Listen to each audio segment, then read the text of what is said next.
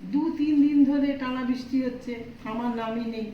আজকে আবার রবিবার, কর্তামশাই তো বাজার যাবে, বাজার থেকে খড়ের ছাতু নিয়ে এলো, তার সাথে নিয়ে এলো জ্যান্ত চিংড়ি মাছ। বললো ভালো করে ঝাল ঝাল করে বানাতে। আমরা এটাকে খড়ের ছাতু বলে থাকি, আপনারা এটাকে কি ছাতু বলেন কমেন্ট করে জানাবেন। বৃষ্টির দিনে ঝাল ঝাল ছাতুর সাথে গরম গরম ভাত হলে আর কিছুই দরকার হয় না। তাহলে চলুন রান্নায় যাওয়া যাক। আপনাদের সবাইকে আমার পুরো ভিডিওটা দেখার জন্য অনুরোধ রইল। নমস্কার বন্ধুরা, আমি কেয়া, কিচেন ইজ ইওর চ্যানেলে আপনাদের সবাইকে আবারও একবার স্বাগত জানাই।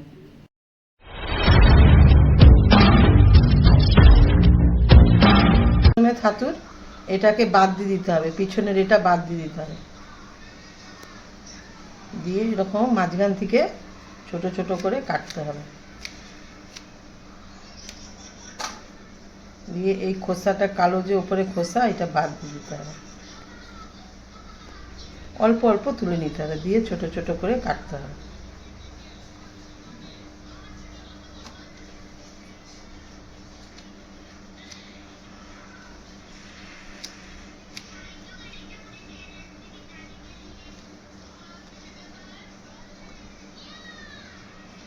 ছাতুটাকে এভাবে কেটে নিয়েছি, এবার এটাকে ভালো করে আমি ধুয়ে নেব।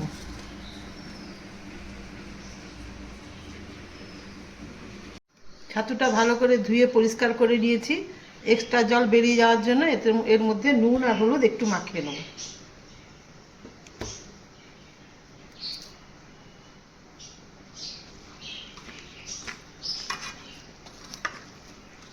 ছাতু রান্নাতে আমি আলু দেবো, তাই দুটো আলুকে এরকমভাবে কেটে নিচ্ছি, এটাতেও নুন আর হলুদ মাখিয়ে নেব।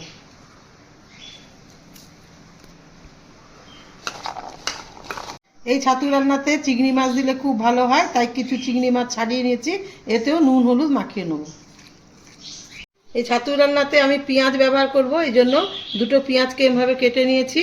আর নিয়েছি লঙ্কা কুচি, 4-5টা লঙ্কাকে এরমভাবে কুচি করে নিয়েছি। আর সর্ষে নিয়েছি 1 চামচ, আর পোস্ত নিয়েছি 1 চামচ। এগুলোকে একসঙ্গে বেটে নেবো। আর দেবো হলুদ গুঁড়ো, লঙ্কা গুঁড়ো আর নুন। ছাতুতে কেমন জল বেরিয়ে গেছে দেখুন। একটু নুন হলুদ মাখিয়ে 10 মিনিট রেখে দেবেন, দেখবেন এরকম জল বেরিয়ে যাবে। রান্নার জন্য জোগাড় সব করে নিয়েছি, সর্ষে পোস্তটাকে এরকম মিহি করে বেটে নিয়েছি। এবার আমি রান্না করব। এই ছাতু রান্নাতে আমি সর্ষের তেল ব্যবহার করব, তাই কড়াইতে 2 চামচ সর্ষের তেল দিয়ে দিচ্ছি। এবার আলুগুলোকে ভেজে নেব। ভাজা হয়ে গেছে, এবার আমি উঠিয়ে নেব। ওই তেলে আর একটু সর্ষের তেল দিয়ে দিয়েছি, এবার একটা শুকনো লঙ্কা দিয়ে দেবো। শুকনো লঙ্কাটা ভালো করে ভাজা হয়ে গেছে, এবার আমি পেঁয়াজ কুচিগুলো দিয়ে দেবো।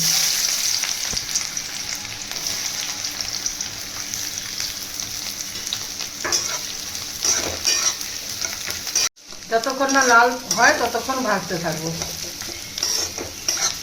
পেঁয়াজটা লাল লাল করে ভাজা হয়ে গেছে, এবার আমি চিংড়ি মাছগুলো দিয়ে দেবো। আপনারা জ্যান্ত চিংড়ি মাছ নেওয়ার চেষ্টা করবেন।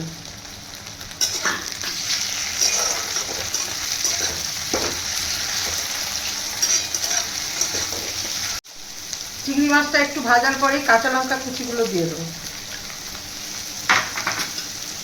দিয়ে চিংড়ি মাছ আর পেঁয়াজের সঙ্গে ভালো করে ভাজতে থাকবে।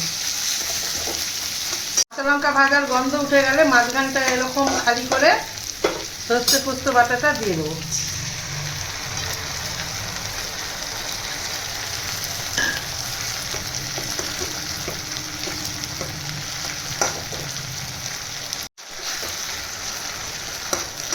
এইভাবে নাড়তে নাড়তে সব মশলার সঙ্গে মিশিয়ে দেবো সর্ষে পোস্তটা।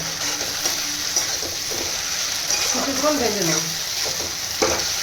2 মিনিট নেড়ে লঙ্কা গুঁড়োটা দিয়ে দেবো, হলুদ গুঁড়োটা দিয়ে দেবো, আর অল্প পরিমাণে নুন দেবো, কারণ আলু ভাজাতে এবং ছাতুতে নুন আগে থেকে দেওয়া আছে।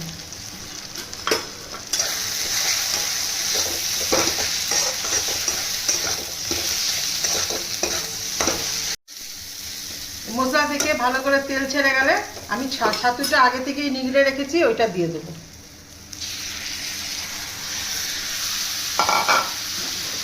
মশলার সঙ্গে ভালো করে কষবো।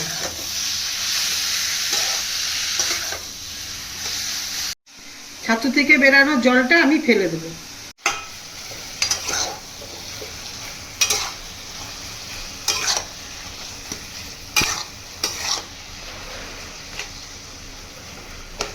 ছাতুটা ভালো করে কষা হয়ে গেছে, এবার আমি ভাজা আলুগুলো দিয়ে দেবো।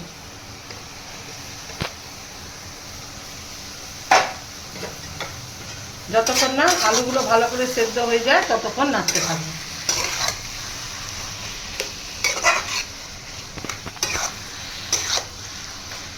মাঝে একটু ঢাকাও দিয়ে দেবো,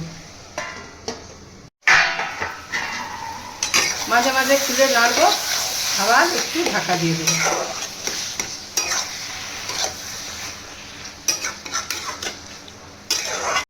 এই ছাতু রান্নাতে একটুও জল ব্যবহার করা যাবে না, এরকম ঢাকা দিয়ে দিয়ে সেদ্ধ করে নিতে হবে আলুটা আর ছাতুটা।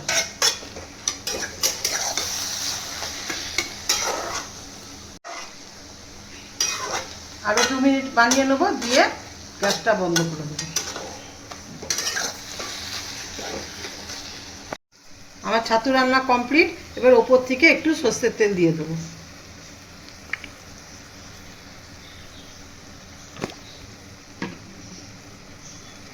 দিয়ে গ্যাসটা বন্ধ করে ঢাকা দিয়ে দেবো। 5 মিনিট পর অন্য জায়গায় ঢেলে আপনাদেরকে দেখাচ্ছি।